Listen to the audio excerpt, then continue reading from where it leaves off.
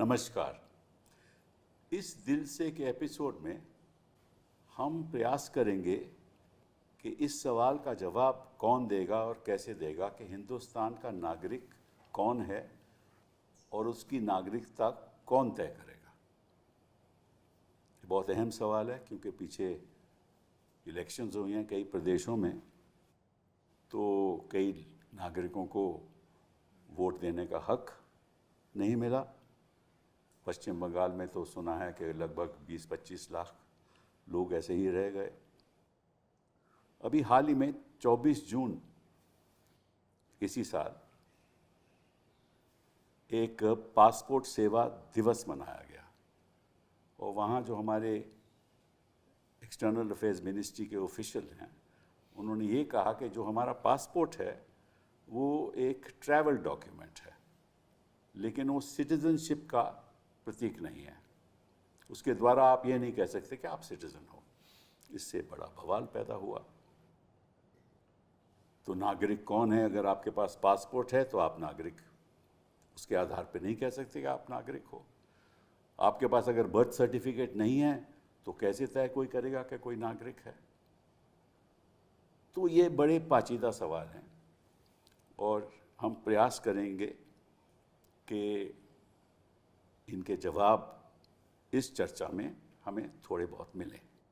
लेकिन इससे पहले कि मैं आगे बढ़ाऊं, 2-4 चीज़ें मैं आपके सामने रखना चाहता हूं। पहली बात तो यह है कि 1955 में हमारा सिटीजनशिप एक्ट बना, तो उसके अंतर्गत अगर कोई भी 1950 के बाद और 1987 1 जुलाई तक जो पैदा हुआ हो हिंदुस्तान में, तो वो हिंदुस्तान का नागरिक होगा।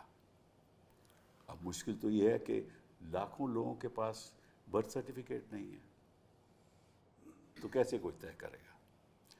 फिर उसमें यह भी प्रावधान है कि अगर आप 2 जुलाई 1987 से लेकर 3 दिसंबर 2004 तक आपके अगर माँ बाप उनमें से एक भी हिंदुस्तान का नागरिक है तो आप भी नागरिक हैं, तो वो भी ठीक है। और फिर 2004 दिसंबर के बाद अगर आप पैदा हुए तो आपके माता पिता में से एक को नागरिक होना चाहिए और दूसरे को इलीगल इमिग्रेंट नहीं होना चाहिए। ये कानून की व्यवस्था है इस देश में।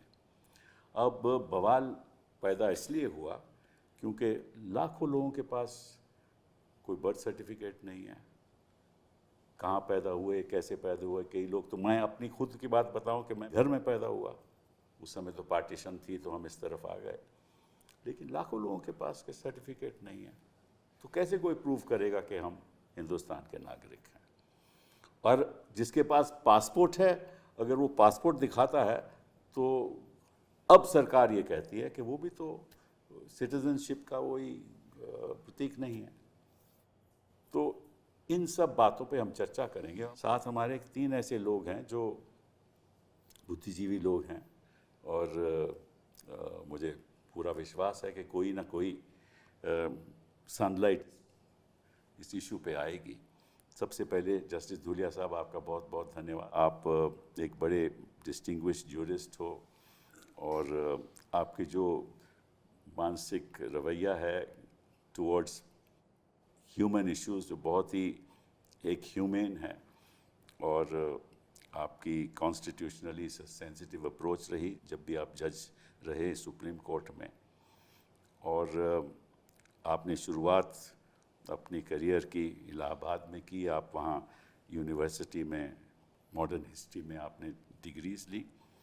आपके पिताजी इलाहाबाद हाई कोर्ट के जज साहब रहे। आपके ग्रैंडफादर एक फ्रीडम फाइटर रहे और उन्होंने एक न्यूज़पेपर की शुरुआत की, कर्म भूमि इन कोतवार।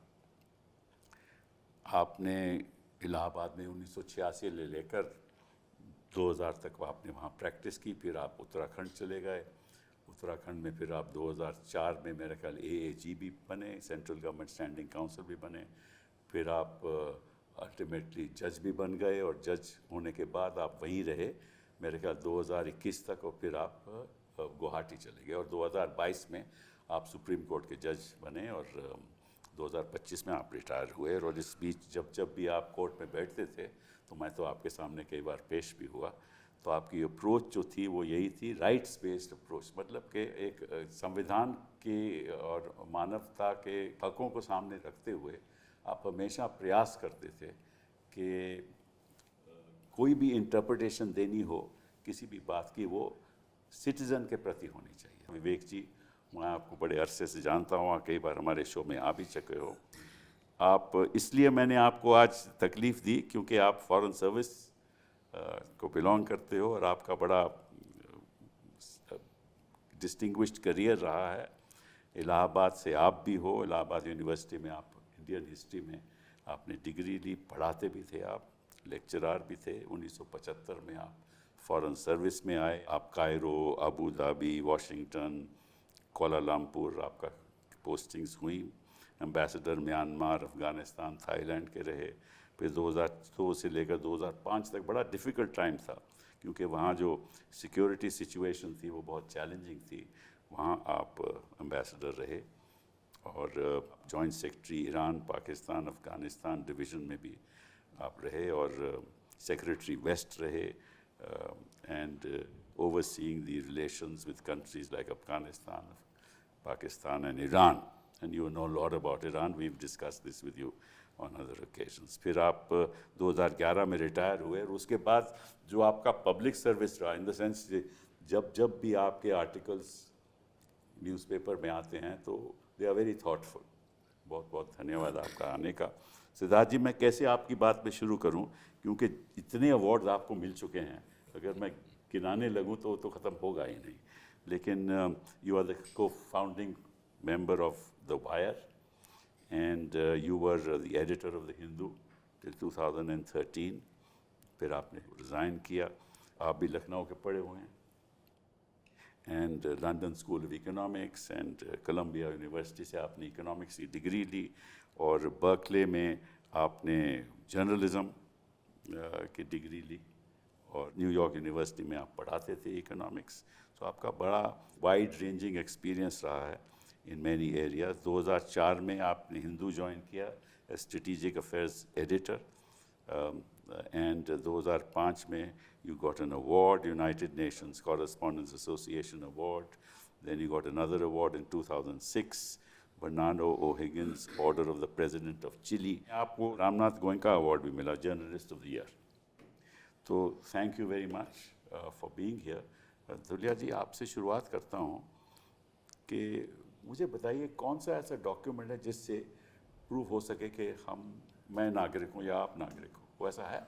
है तो नहीं, पर मुझे लगता है ऐसा होने वाला है कुछ, कि all this is leading towards that, कि आगे एक जो कहते हैं ना register of citizenship and then perhaps एक इस तरह का डॉक्यूमेंट भी आपको मिल जाए या ना मिले। पर मैं इसको एक अलग तरीके से देखता हूँ। इसी मैं ये जो स्टेटमेंट आया है कि it's not a proof of citizenship, and see technically may be right, it is not a conclusive proof of citizenship and it may just be a travel document. But जब आप बाहर जाते हैं तब तो वो एक सर्टिफिकेट है आपकी नेशनैलिटी का बाहर। यहाँ अंदर भी अभी जो रिसेंटली जजमेंट आया सुप्रीम कोर्ट का जस्टिस सूर्यकांत का, हालांकि इसको बहुत इलेबोरेट नहीं किया है, बट उन्होंने कहा है कि ration card unlike passport is not a conclusive proof of citizenship, इस तरह का है। जी हाँ। तो मतलब जो ये वक्तव्य आया है, this is also contrary to what Supreme Court has said. But मामला ये तो आ जाएगा, इसकी बहस खत्म हो जाएगी। पिछले एक हफ्ते से इस पर चर्चा हर जगह हो रही है। मुझे जो लगता है वो ये है कि हम एक ऐसे समय में हैं जहाँ पे पहले दौर होता था 50s, 60s, 70s का। अब even if you see the constituent assembly debates, the emphasis was on inclusiveness. When the debate was going on this part 2, citizenship, article 5, 6, whatever, then Jawaharlal Nehru admitted that yes, it is possible that we may have many in our country which technically may not pass the test of citizenship, but there are so many we can ask them to go out. So let's find out means to get them in. Yeah. तो पहले कोशिश थी कि इसको कैसे ले आओ अपने साथ। आज कोशिश है कि एक्सक्लूसिव के कैसे अलग करो। तो ये इस दौर की एक विशेषताएं हैं जिस पे ये हो रहा है। कोई बहुत ऐसी चीज़ नहीं है जिससे मैं बहुत अचंभित हूँ, है। हम तो अचंभित हैं। अब मैंने तो अचंभित होना मैं 2 सवाल आपके परमिशन से पूछना चाहता हूँ। पहला सवाल तो ये है कि under the passports act there is प्रावधान सेक्शन 6 पासपोर्ट एक्ट, उसमें लिखा है कि you will not be given a passport unless you are a citizen of India. No, उसमें ये है शायद कि you can not apply for a passport unless you are citizen of India, but section 6 में ही ये लिखा हुआ है कि it can be awarded to even a non citizen. नहीं, वो 20 में, वो 20 में, ओके, वो 6 में नहीं। Okay. तो मैं सवाल ये पूछता हूँ, अगर एक्ट कहता है कि you will not get a passport unless you are a citizen, तो निश्चित रूप से अगर आपके पास पासपोर्ट है तो आप सिटीजन हो। देखिए ये तो वही मैंने कहा ना, technically they may be right in saying it but substantially they are wrong. नहीं sir, technically they are substantially. और मैं अभी विवेक जी आपसे भी पूछूंगा। मैं आपको उदाहरण देता हूँ। For example take the United States of America. वहाँ nationality and citizenship there is no difference. If you have a passport you are a citizen. Many European countries if you have a passport you are a citizen. In the UK if you have a passport you are a citizen. Why is it in India?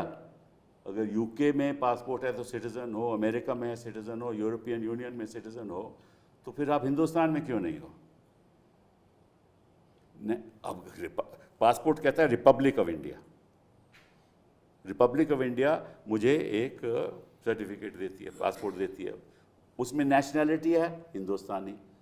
तो जब मैं बाहर जाता हूं तो निश्चित रूप से जो बाहर वाला है वो तो वही समझता है कि मैं the citizen. Distinction which is being made is yes it is a proof of citizenship outside India, but inside India it may not be. This is चलिए विवेक जी, इस बात पे आप जरा देखिए, गौर कीजिए। मैं लॉ, आप जज साहब हैं, to my right, to my left आप हैं, तो मैं लॉ पे किस तरह मुंह खोलूं उसी में बहुत संकोच हो रहा है। लेकिन अगर आप परमिट करें कहना, तो इस लॉ के वातावरण में कुछ ज़रा बड़ा पला हुआ। तो थोड़ा जब एक्ट देखा और जो लोगों से बात करी, जब ये विवाद हुआ, पहली चीज़ तो ये मैं कहूँ कि वो जो हमारे कुलीग थे, उनको इस सवाल का जवाब देने की कोई ज़रूरत नहीं थी। उनसे ये पूछा गया था कि SRI एक्सरसाइज के ज़रिए के दौरान क्या passport is a proof of citizenship. तो वो अगर कोई और होता तो ये भी कह सकता था कि SIR एक्सरसाइज से MEA का कोई कुछ लेना देना नहीं, तो इसका जवाब देने की मुझे ज़रूरत नहीं। लेकिन मुझे ये बताया गया कि साहब जो जवाब दिया वो स्टैंडर्ड जवाब है, वो नया नहीं है।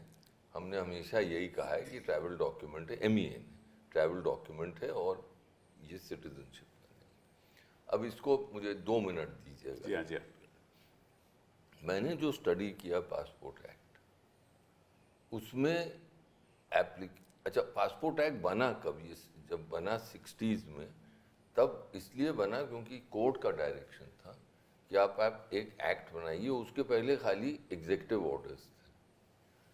तो एक्ट के तहत में लिखा है, ये बेसिक है कि आप एप्लीकेशन देते हैं अंडर सेक्शन 5, जी हाँ। और सेक्शन 6 के तहत there are conditions under which it can be rejected.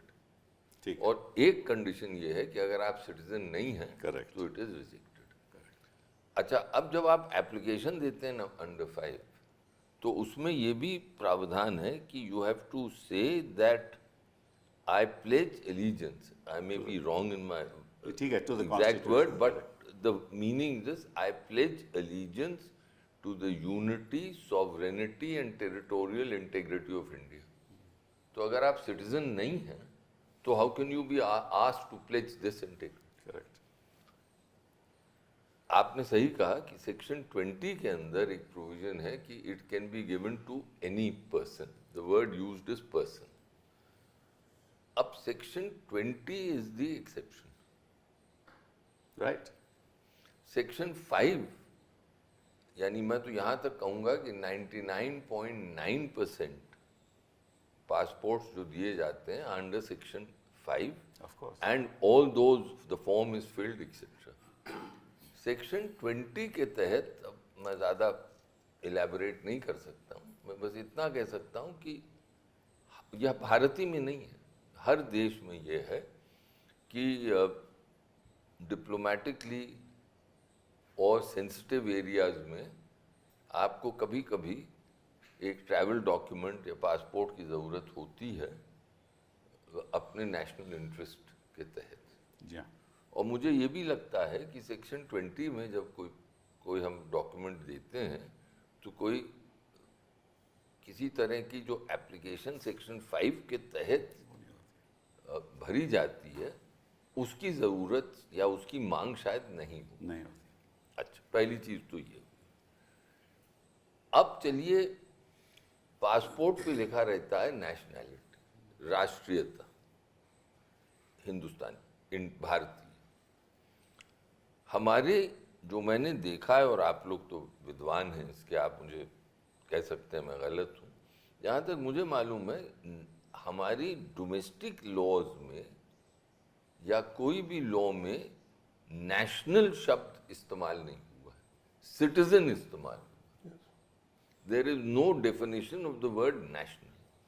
तो अब सवाल ये होता है कि वहाँ पर जब राष्ट्रीयता पूछी तो इंडियन, तो राष्ट्रीयता का शब्द क्यों इस्तेमाल हुआ, सिटीजनशिप क्यों नहीं हुआ इन द पासपोर्ट? उसका कारण जो मैं समझा हूँ वो ये है कि इंटरनेशनल रिलेशंस में स्टेट्स को ये इंटरेस्ट नहीं होता है कि सिटीजन के राइट्स क्या है, वो उसको डोमेस्टिक कॉन्सेप्ट मानते हैं। उनको ये पता करने की ज़रूरत है कि ये किस देश का बाशिंदा है। तो nationality is used by diplomats for the purposes of ascertaining कि भाई ये किस देश का है, एंड दैट इज ऑल। उसके बाद उस बंदे का उसकी स्टेट से क्या रिलेशनशिप है ये किसी को लेना देना नहीं। सही। इसीलिए वो वर्ड यूज हुआ। सही सही। मुश्किल ये पड़ रही है जो MEA के सामने टेक्निकल जो है कि सिटीजनशिप एक्ट में तो कहीं नहीं वर्ड नेशनैलिटी दिया है, तो और कोई सर्टिफिकेशन भी नहीं होता। अब on from the ministry of home affairs, और सिटीजनशिप एक्ट जो है वो ministry of home affairs administer करता है। पासपोर्ट्स एक्ट जो है वो ministry of home external affairs administer करती है। तो ये भी एक इशू है। अब लास्ट पॉइंट, जब पासपोर्ट के लिए एप्लीकेशन देते हैं तो पुलिस वेरिफिकेशन होता है। अब सवाल ये उठता है कि पुलिस वेरिफिकेशन कैसे होता है।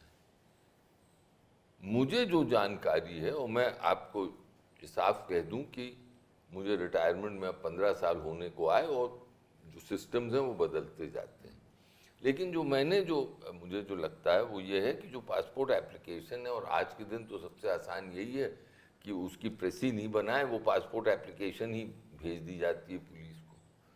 अब पुलिस क्या वेरीफाई करती है, क्योंकि हमने तो प्लेज किया है उसके अंदर कि हम इंडियन नेशनल, इंडियन सिटीजन है, सॉरी नॉट नेशनल, मैं इंडियन सिटीजन हूँ, आई ओ लॉयल्टी टू इंडिया एक्सेट्रा। तो पुलिस जो जहाँ तक है वो ये वेरीफाई करती है कि भाई आप वहाँ रहते हैं, जो आपने एड्रेस दिया है, आपके खिलाफ कोई कानूनी अपराध नहीं है। अब लेकिन ये डिडक्शन हम कर सकते हैं। अब यहाँ पर मैं थोड़ा सा अनसर्टेन टेरिटरी में हूँ कि पुलिस ने जब एक बार MEA से कह दिया कि साहब ये पासपोर्ट ठीक है, एप्लीकेशन ठीक है, तब वो ये भी एक किस्म से कह देते हैं, जो मेरा विचार है कि वो कह देते हैं कि साहब ये हिंदुस्तानी नागरिक भी जी। लेकिन उस पर मैं सोचता हूँ कि उस पर कंटेस्ट हो सकता है। ये मैंने जो आपको खुलासा किया वो ये है, इंटरनेशनल रिलेशन के तहत नेशनैलिटी पर फोकस होता है, सिटीजनशिप पर नहीं होता। तो मैं जरा एक सवाल आपसे पूछूं, जरूर। क्या वकील क्यों नहीं बने? बनना चाहते थे। पिता ने नहीं बनने दिया। अच्छा। बंजारा बनवा दिया। सिद्धार्थ, आपकी राय इसके बारे में? जी नहीं, देखिए मेरा मानना है कि सबसे पहले पासपोर्ट एक्ट और नागरिकता एक्ट को हम ज़रा साइड में रखें।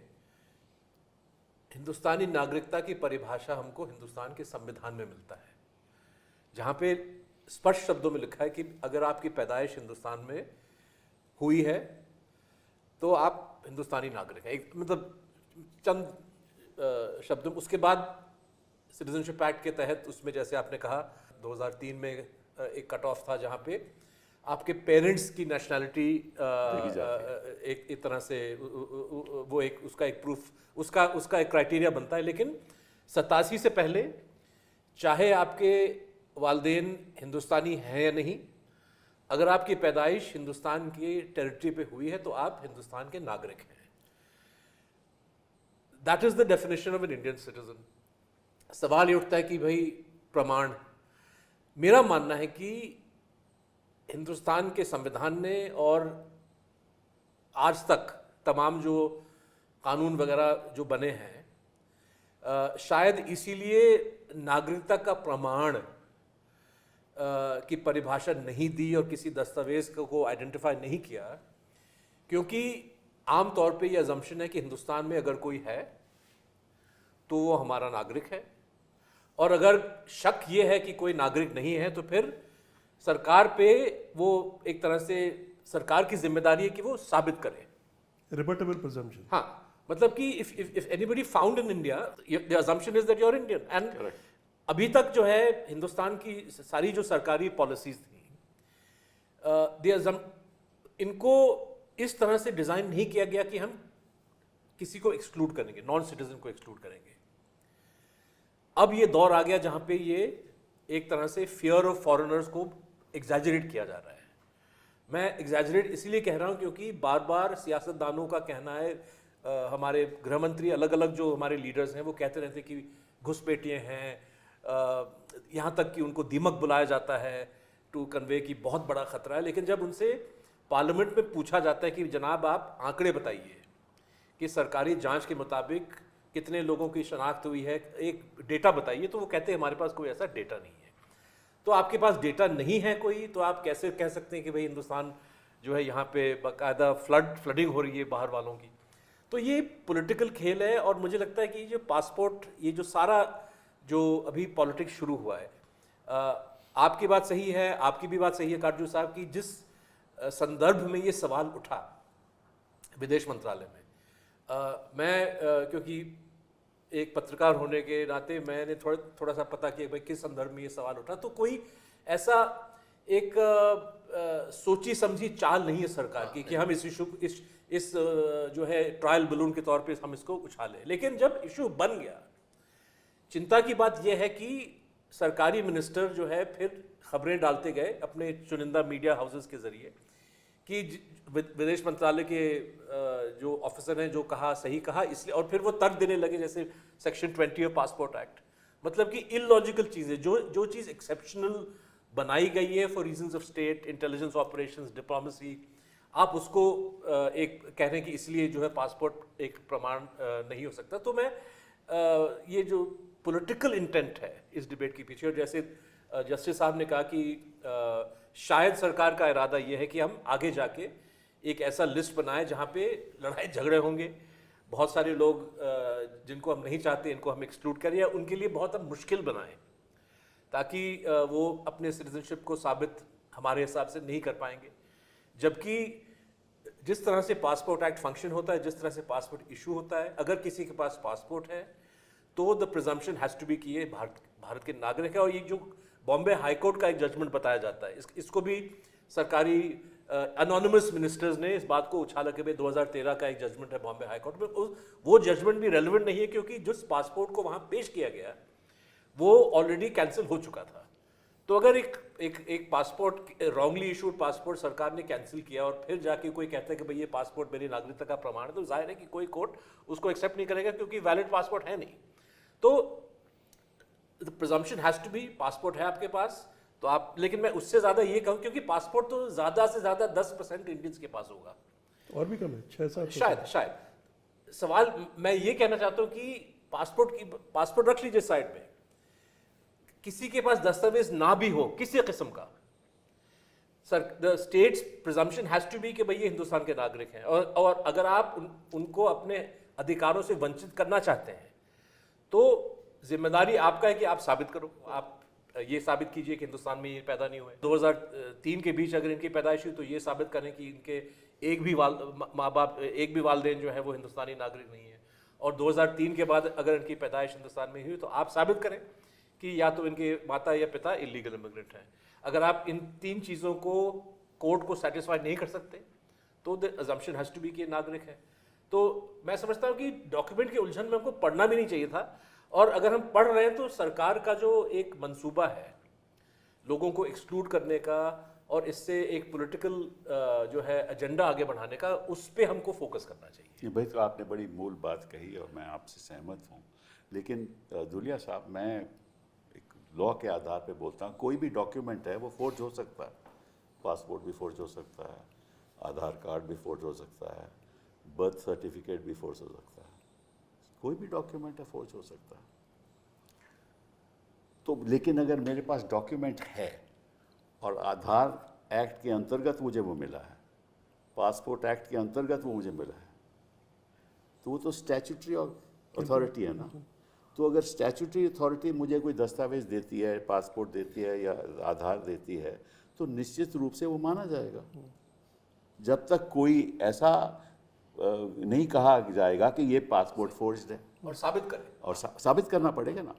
अब फॉर्म 7 में under the representation of people act वो कहता है कि चुनाव के दरमियान कोई ये उठा सकता है सवाल कि साहब ये नागरिक नहीं है, लेकिन उसके साथ एक और भी बात है, उसको एफिडेविट फाइल करना पड़ेगा, दस्तावेज फाइल करने पड़ेंगे कि क्यों ये नागरिक नहीं है, ठीक है ना। और अगर वो गलत साबित हुए तो उसको सजा होगी। अब जो सबसे खतरनाक बात इस देश के सामने जो मैं समझता हूँ खड़ी हुई है वो ये कि कोई भी आदमी ऐसे अपोज कर सकता है कि आप नागरिक नहीं हो। उसका फैसला कौन करेगा? उसका फैसला कौन करेगा? बीएलओ तो कर नहीं सकता।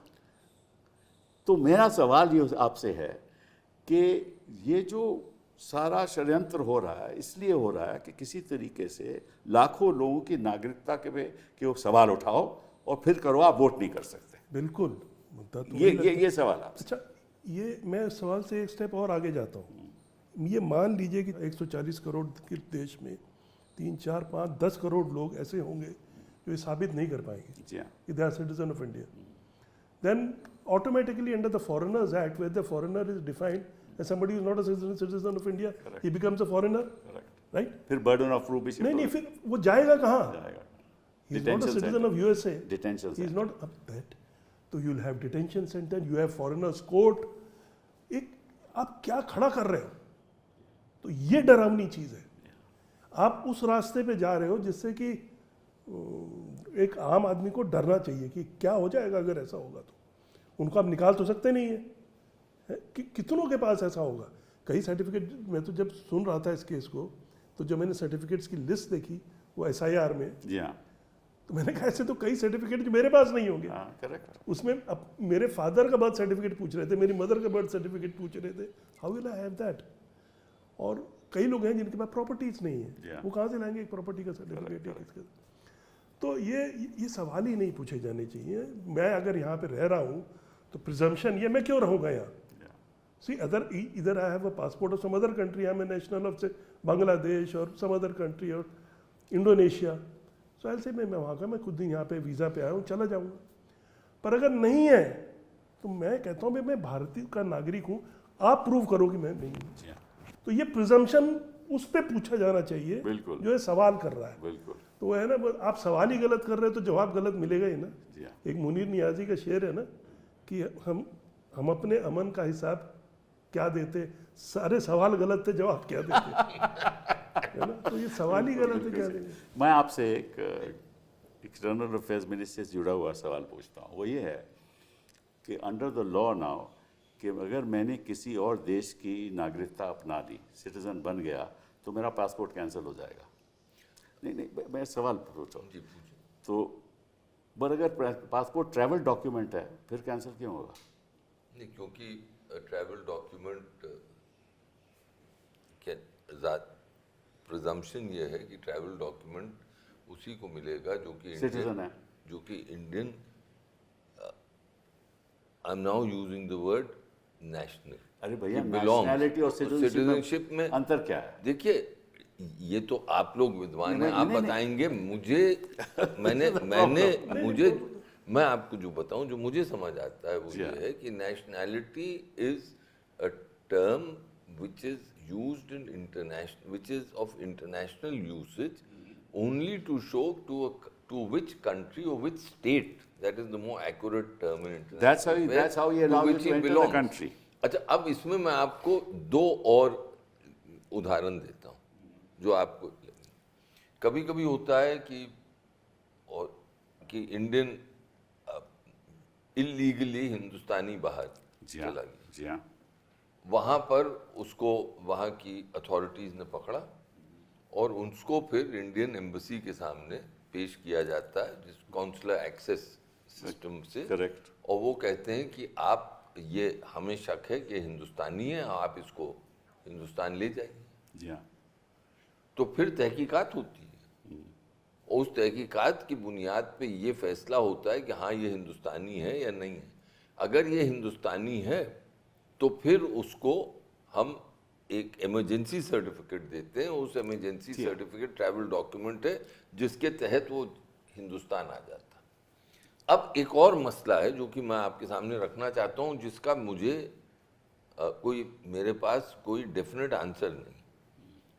जहाँ तक मुझे मालूम है, सिटीजनशिप एक्ट के तहत अगर कोई बच्चा हिंदुस्तान में, यानी कोई बच्चा पैदा हुआ, पेरेंट्स दोनों हिंदुस्तानी हैं, तो क्या उसके लिए होम मिनिस्ट्री में एक एप्लीकेशन दायर हो सकती है जिसकी बुनियाद पे, बर्थ सर्टिफिकेट की बुनियाद पे जो पेरेंट्स हैं वो कहें कि साहब हमें एक सर्टिफिकेट दे दीजिए कि हमारा बच्चा इंडियन सिटीजन है। जहाँ तक मुझे मालूम है ऐसी शायद कोई डॉक्यूमेंट को हो ही नहीं सकता। होम मिनिस्ट्री शायद देती नहीं, जो लेकिन नेचुरलाइज होते हैं उनको तो मिलता होगा। यही मैं कह रहा हूँ, नेचुरलाइज जो होते हैं, यही मैं आपसे कह रहा हूँ, केवल उनको मिलता होगा। उनको नहीं। आप ये देखिए क्या, ये दिस इज द आयरनी ये है कि जो नेचुरलाइज्ड है उनको तो उनको मिलता है। मिलेगा। उसकी application approval is the proof. But Vivek, that is because of the fact that because you are already declared to be a citizen by the fact that you You're born here. yeah, exactly. You are there, That's but the point I'm making is that if you ask for a document, you don't get a You will document. not get it. No country you has a don't- document. No country has a No document. country. You've educated That me, is so why I didn't know. said. That is why I said nationality means citizenship because no country has a document. Well, you know, in actual effect, it is, except that nationality is the term used in international usage. Citizenship is used in, जैसे जैसा आप लोग तो आप तो It is a citizenship which creates a right. That's right. So, it's a right to get all the rights. Which is Maneka Gandhi. No. That is why you have a right to travel Right. because you are an Indian citizen. See, I will put it like this, if I may be wrong, that nationality under section 5 and 6 of the Passports Act flows from citizens. That's correct. but यही मैं कोशिश कर रहा हूँ. अगर हम जरा एक कदम पीछे ले लें सिब्बल साहब, ये जो Flows from citizens. हम पहले कह रहे थे कि भाई प्रिजम्पशन ये है कि अगर आप हिंदुस्तान में हैं तो आप हिंदुस्तान के नागरिक हैं, और तमाम जो सरकारी चीज़ें हैं, जो पॉलिसीज़ हैं, नीतियाँ हैं, they are suppose to be available for all, you don't exclude citizens on this basis. अगर किसी के द डेफिनेशन अगर आप पासपोर्ट के लिए अप्लाई करते हैं, जी एक्चुअली अगर आप वो फॉर्म देखें, आपसे सिर्फ और सिर्फ 2 सवाल, कायदे के मतलब 3 सवाल पूछे जाते हैं, apart from your name, date of birth, जी हाँ, प्लेस ऑफ बर्थ, जी हाँ, पेरेंट्स, नेम ऑफ पेरेंट्स का भी प्लेस ऑफ बर्थ नहीं पूछा जाता। जी हाँ, यहाँ तक मैं रिसेंटली फॉर्म देखा, पेरेंट्स की नागरिकता पे भी सवाल नहीं उठाया जाता फॉर्म पे।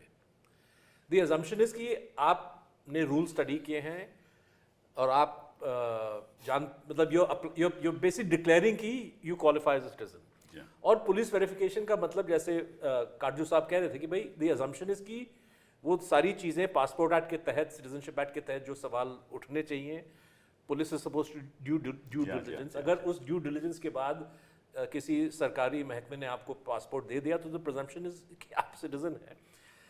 My fear is the interlinking of documents जो हो रहा है, जैसे हमने राजगोपाल साहब का किस्सा सुना, जो टेलीग्राफ के एडिटर थे, जहाँ पे वो पहले तो एसआईआर में उनका वोटिंग कार्ड हटाया गया, उसके बाद उसके बेसिस पे उनको फिर पासपोर्ट डिनाई किया गया।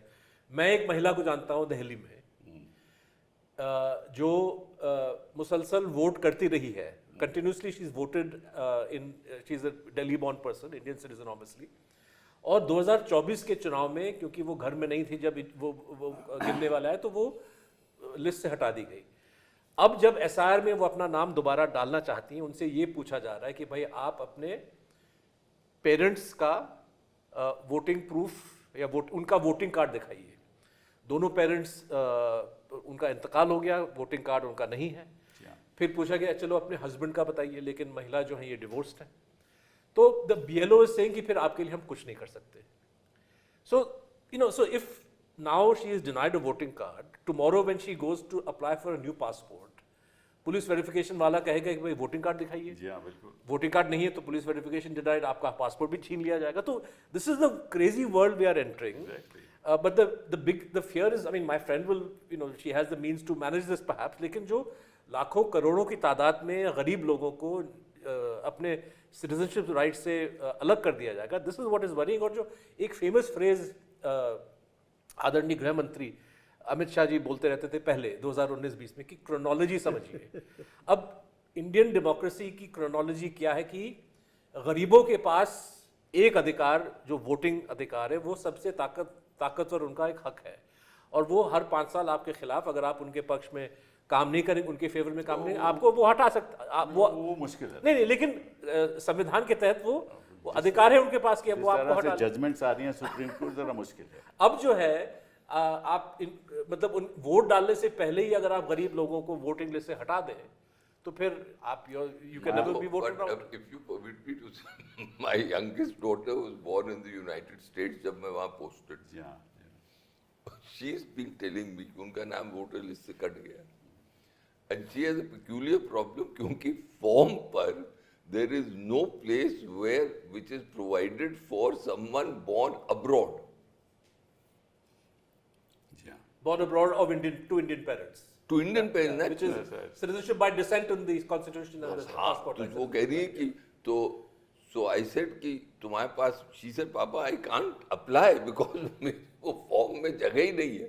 तो I said भाई तुम लिखो इलेक्शन कमिश्नर को। पर्सनल बात, मैं आप कल परसों मेरी बहन का मुझे फोन आया, वो इंटरेस्टिंग बात है। बोली कि मैं 2002 में तो थी नहीं यहाँ क्योंकि my husband was posted in London, तो 2000 वोटर लिस्ट में तो मेरा नाम ही नहीं है।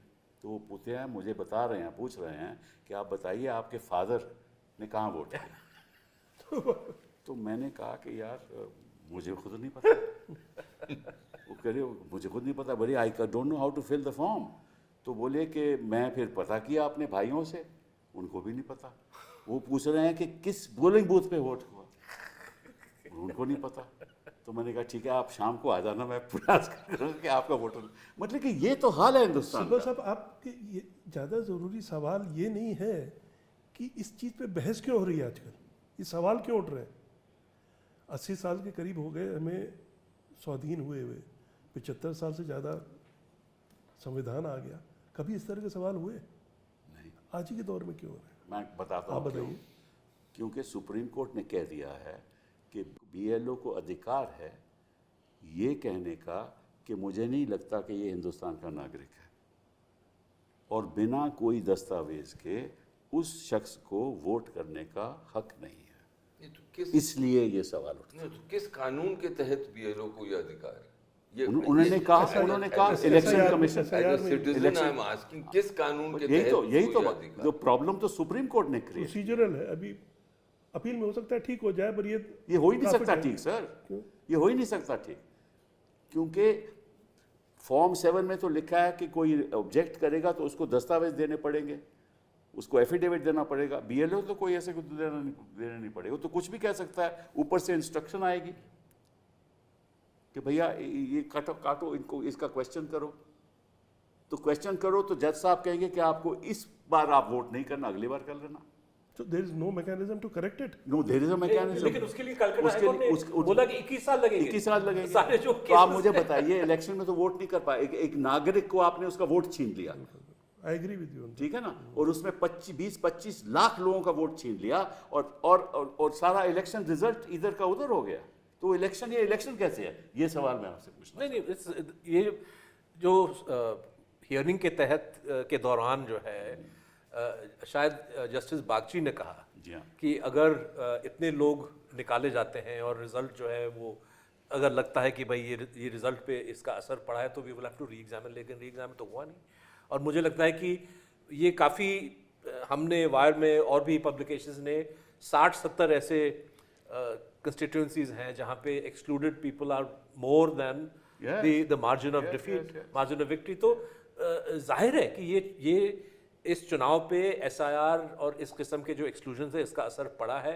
शायद बिहार में भी पड़ा, कर्नाटक में होने वाला है। तो जिस तेजी से जिस तेजी से इस चीज़ को इम्प्लीमेंट किया जा रहा है, मुझे लगता है कि ये पॉलिटिकली बहुत ही सस्पिशियस है।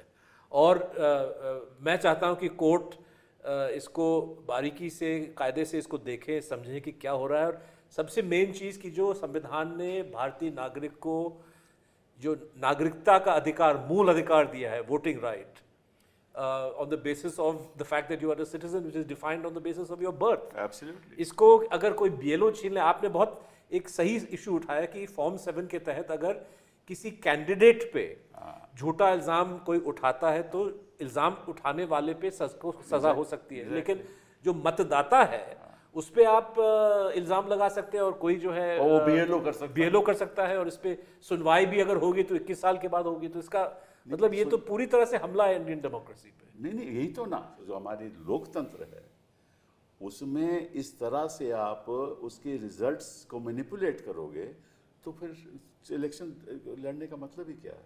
फिर विपक्ष इलेक्शन क्यों लड़े? अब तो यही उम्मीद हो सकती है कि सुप्रीम कोर्ट इस पर पूरी नज़र डाले और इस मामले का जिस तरह से हो रहा है मुझे कम उम्मीद है, क्योंकि हम तो देखिए, हम तो रोज़ पेश होते हैं, लेकिन जिस तरह से ये मतलब कि किसी को ये कहना कि ठीक है वो हम जज बिठा देंगे, बाकी जगह से जज ले आएंगे, वो इसका फैसला करेंगे, वो फैसला कर ही नहीं सकते। और इस बीच चुनाव ख़त्म हो गया और चुनाव में एक पार्टी, चलिए ठीक है उनको मुबारकबाद, एक पार्टी जीत गई, लेकिन वो इलेक्शन को कैसे आप कहोगे कि इलेक्शन है? सिब्बल साहब, आपकी इजाज़त से मैं एक और चीज़ उठाना चाहूँगा, which is a broader point which goes to what justice साहब वर सेइंग कि जो एक सिविलाइजेशनल अप्रोच हमारा रहा है। हिंदुस्तान में बाहर से लोग आए हैं, 47 से पहले इतिहास में और 47 के बाद भी लोग आए हैं। हिंदुस्तान के लोग बाहर जाते हैं, जी हाँ, कुछ लोग जो है दस्तावेज के साथ, कुछ लोग विदाउट डॉक्यूमेंट्स जाते हैं।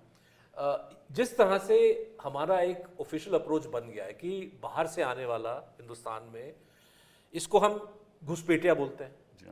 जो पंजाबी या गुजराती मैक्सिको या कनेडियन बॉर्डर को इलीगली क्रॉस करके यूएसए में जाता है, उसको तो हम घुसपैठिया नहीं बोलते, और ना ही वहाँ के लोग उसको घुसपैठिया बोलते हैं। तो ये जो लैंग्वेज और एक अप्रोच हमारा हो गया है। और दूसरी बात कि अगर यहाँ पे लोग आ रहे हैं, माइग्रेशन हो रहा है, ये एक हकीकत है, आप इसको रेगुलेट करें। जी हाँ, बांग्लादेश से अगर मजदूर यहाँ पे आ रहा है, क्योंकि ऐसे जॉब्स हैं जो शायद हिंदुस्तानी नहीं कर रहे हैं। मैं अभी केरल गया, केरल में जो सारे रेस्टोरेंट के जो जॉब्स हैं वो Bihar, UP, Assam, north east के लोग कर रहे हैं, क्योंकि केरल के लोग सब गल्फ में चले गए। इसी तरह से पंजाब में जो है बिहारी हैं, पंजाबी जो है यूएसए में या कनाडा में है। तो ये माइग्रेशन होता रहता है, आप इसको डॉक्यूमेंट करें। आप एक बांग्लादेशी माइग्रेंट को मजबूर न बनाएं कि दिल्ली में अगर वो पुलिस से अपने आप को बचाना चाहता है तो वो अपना पासपोर्ट बना ले, अपने आप को हिंदुस्तानी साबित करे। शायद वो हिंदुस्तानी नहीं बनना चाहता है। आप उनको इज्जत के साथ as a Bangladeshi on a work permit आप उनको रहने दें दिल्ली में, आप रेगुलेट करें। लेकिन आपने कोई ऐसा सिस्टम बनाया नहीं विच मीन्स कि अगर कोई यहाँ पे एक इज्जतदार काम करना चाहता है जो हिंदुस्तानी लोग नहीं कर रहे हैं वो काम, आप कोई रास्ता नहीं दिखाते। तो we need to have a broader approach on migration, refugee policy. एक दिस आइडिया कि भाई बाहर से सब लोग जो आ रहे हैं हमारे दुश्मन हैं, देश को खोखला कर रहे हैं। आपके पास कोई आंकड़ा भी नहीं है ये कहने के लिए, लेकिन आप बार बार चुनाव के टाइम में इस चीज़ को उछालते हैं। झारखंड में हमने देखा 3 साल पहले आदिवासियों को डराने की खूब कोशिश की गई कि भाई बांग्लादेश से लोग आ रहे हैं, लेकिन कोई डेटा नहीं था उनके पास। असम में, बंगाल में, हर जगह जो है इस इशू को उठाया जाता है। तो वी नीड टू डीप, मतलब पॉलिटिक्स इसका हटा के एक रैशनल, एक एडमिनिस्ट्रेटिव अप्रोच बनना चाहिए, जिससे मुझे लगता है कि हर एक चीज़, हर एक यहाँ पे हिंदुस्तानी सिटीजन को भी फायदा होगा, और जो विदेश से आए जो यहाँ पे लोग हैं उनके लिए भी एक सिस्टम बन जाए। आपने बड़ी अच्छी एक इंटरेस्टिंग बात की, मुझे याद आ गया, माइग्रेशन की बात की। मैं सर ह्यूमन राइट्स कमीशन ने एक working group on arbitrary detention setup किया था। उसका मैं मेंबर था, 1990-91 में सेटअप हुआ था, 10 साल हम रहे। तो हम दुनिया में हर जेल में जाते थे टू फाइंड आउट कि यहाँ कहाँ आर्बिट्ररी डिटेंशन हो गई। तो हम पहुँच गए हीथ्रो। कहाँ पे? हीथ्रो। हीथ्रो में मैं डिटेंशन सेंटर गया, तो वहाँ एक किसी को मिला, मैं हिंदुस्तानी था। तो मैंने कहा तुम आए कहाँ यहाँ, क्यों आए यहाँ? बोले साहब ऐसा है कि वहाँ तो जॉब है नहीं। तो मैं आया, तो मैंने कहा फिर यहाँ तुम प्रिजन में, डिटेंशन में बैठे हो, काहे को बैठे हो? इसे देखिए, इंग्लैंड में जो बेड कैपेसिटी है वो 400 है, ठीक है, और जो 401 आदमी आएगा ना, तो एक को वो रिलीज़ करेंगे इंग्लैंड में, और फिर वो वापस नहीं लेते। तो मेरा भी वक्त आएगा, मैं भी रिलीज होऊंगा। अगर मैं ये वाकई है, मेरा, क्योंकि I was part of that. if you permit, Kapil, I'll make 2 points. Because I've been a diplomat, मैं ये देख रहा हूँ कि migration has become more and more of a serious issue in international affairs. और एक wave of anti-immigrants है which is sweeping across the world. Even No doubt the about it. Western world में भी वही है. Trump is a manifestation of that. In the UK also it UK started. में है, Europe में है, the right wing parties. तो एक ये, it is not exclusively confined here, it is sweeping the world. Now, which is no excuse कि legal Indian citizens here Should be denied the right to should vote. be troubled. The second is a more, if you permit me, Judge Sahib has been student of history. मैंने भी था उसी, perhaps we studied in the same department, Allahabad university. वहाँ पे एक proposition जो हमने सीखा, Judge Sahib perhaps will agree with me, is that human history is a history of migrations. Of course. Our country is a Our country of is a migrants. country of migrants, yes. You're right. Absolutely right. But there is a difference. जो आपने बात कही ना कि बाकी दुनिया में anti migrant एक मानसिकता बन चुकी है, हिंदुस्तान की थोड़ा डिफरेंट है। हिंदुस्तान इसलिए डिफरेंट है कि वहाँ जब लोग गए, काम करने के लिए गए, उनको एंट्री दी गई, और क्योंकि वो काम उनकी खुद डोमेस्टिक पॉपुलेशन नहीं कर रही थी, तो इसलिए देयर इज नाउ, क्योंकि vertically they have gone up the social ladder, तो इसलिए। बट यहाँ तो बांग्लादेशी की बात है ना, यहाँ तो पॉलिटिकल मामला है। जैसे मेक्सिको में डोनाल्ड ट्रंप, वो पॉलिटिकल मामला है। ये बांग्लादेशी मामला इज अ पॉलिटिकल मामला।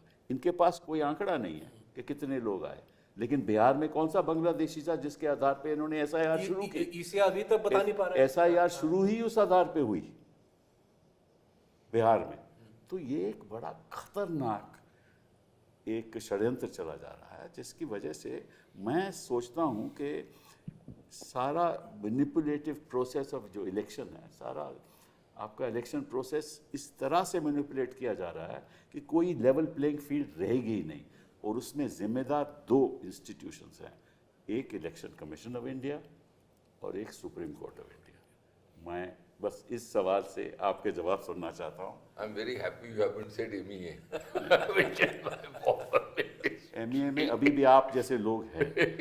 इसमें मैं मीडिया का एक बहुत बड़ा हिस्सा भी शामिल कर दूंगा। मीडिया तो फिर अलग है ना, मीडिया तो सिब्बल साहब, आप लोगों को क्यों अलग करते हो? जी हाँ। आपने कहा एक है इलेक्शन कमीशन ऑफ और एक इंडिया, सुप्रीम कोर्ट। दूसरा आपने कहा, आप बताओ वो कैसे, किस तरह के लोग भी होंगे जो पूरी तरह से हर चीज के लिए सुप्रीम कोर्ट पे ही डिपेंडेंट हो? फैसला तो वो करते हैं ना। नहीं, हर चीज के लिए फैसला क्यों जरूरी है आपको?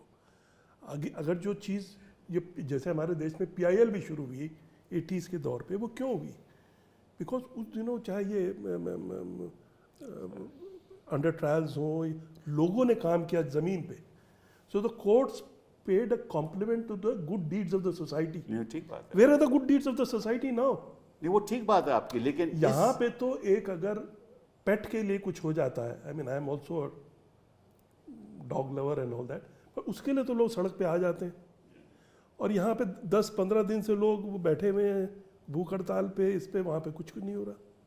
तो आप लोगों की भी तो बात कीजिए ना. नहीं जब बिल्कुल लोग ही, अगर लोग खुश हैं, प्रसन्न हैं, तो उन्हें रहने दीजिए ना.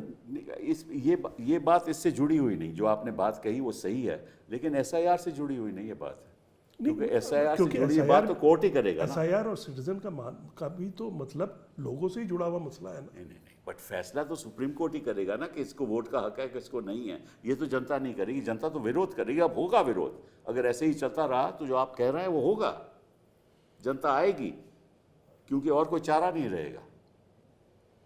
लेकिन मूल बात यह है कि इसका जिम्मेदार 2 इंस्टीट्यूशंस हैं.